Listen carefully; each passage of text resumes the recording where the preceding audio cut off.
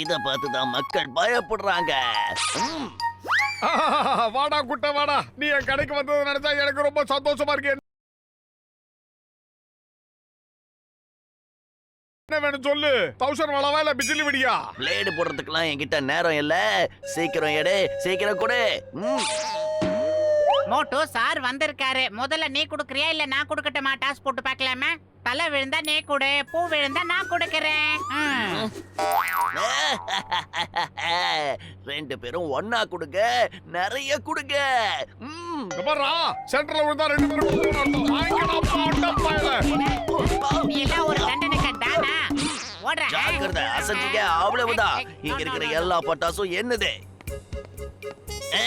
எனக்கு எது பிடிக்குதோ அதையெல்லாம் நான் எடுத்துப்பேன். அது என்னோட சாய்ஸ். இதுவும் எனக்கு தான். பாத்தீங்களா ஜானோட மகிமைய? இதனால தான் ஜான் ஆக போறான் டான்.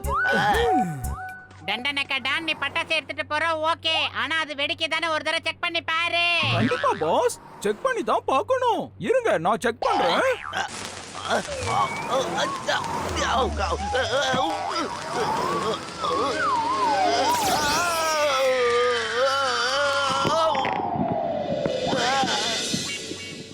நான் உங்களை பழி வாங்க போறேன். நான் உங்களை சும்மா விட மாட்டேன். I will take revenge. எப்பெல்லாம் ஜானுக்கு கோவம் வருதோ அப்பா பூமி பழக்கும், வானத்துல இடி இடிக்கும், கடல் கொந்தளிக்கும், சுனாமி பொங்கும். பாருங்கடா.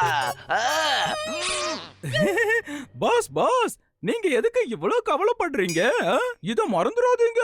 ஒருவேளை மோட்டுக்கு கோவம் வந்துருச்சுன்னா அப்புறம் ஜான் த டான் தரமட்டம் ஆயிடுவாரு. நடுங்க ஆரம்பிச்சிருவாரு. அப்புறம் வானத்துல பறக்கவும் செய்வாரு.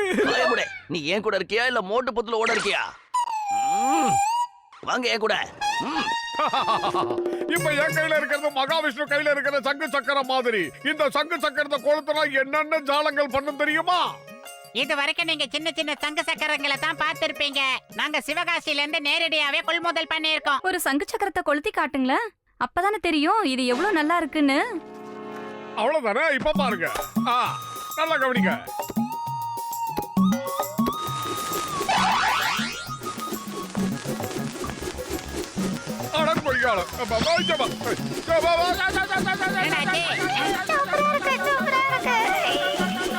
என்னாச்சு?